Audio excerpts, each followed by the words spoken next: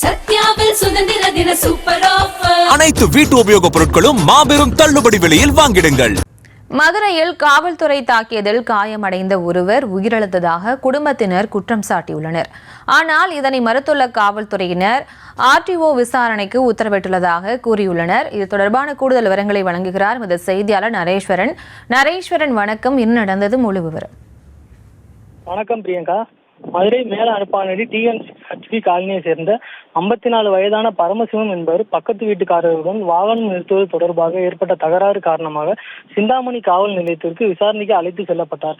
கடந்த 20ஆம் தேதி இரு தரப்பினர் மீதும் வழக்கு பதிவு செய்யப்பட்டு நிபந்தனை ஜாமீன் விடுக்கப்பட்டனர். இந்த நிலையில் கடந்த 5ஆம் தேதி பரமசிவம் வீட்டில் தவறி விழுந்ததாக கூறி மதுரை அரசு ராஜாஜி மருத்துவமனையில் அனுமதிக்கப்பட்டார். அங்கு அவருக்கு மூளை பகுதியில் இரத்த கசிவு இருப்பது கண்டறியப்பட்டது. ஆனால் சிகிச்சையில் தொடராமல் வீட்டுக்கு வந்தவர் பின்னர் வேலம்மாள் தனியார் மருத்துவமனையில் அனுமதிக்கப்பட்டு 11ஆம் தேதி நரம்பு சம்பந்தமான அறுவை சிகிச்சை மேற்கொண்டார்.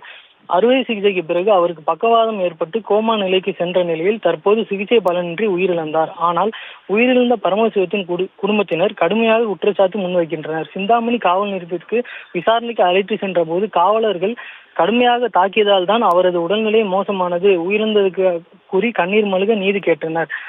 அதே வேளையில் காவல்துறையினர் இது குறித்து மறுத்துள்ளனர். வீட்டில் தவறி விழுந்து அடிபட்டதாலேயே மூளை இரத்த கசிவு ஏற்பட்டு அவர் உயிரிழந்ததாக கூறப்படுகிறது. இது தொடர்பாக ஆர்டிஓ விசாரணைக்கு பரிந்துரைக்கப்பட்டுள்ளதாகவும் தெரிவித்துள்ளனர். இந்த சம்பவம் அப்பகுதியில் பெரும் பரபரப்பை ஏற்படுத்தியுள்ளது.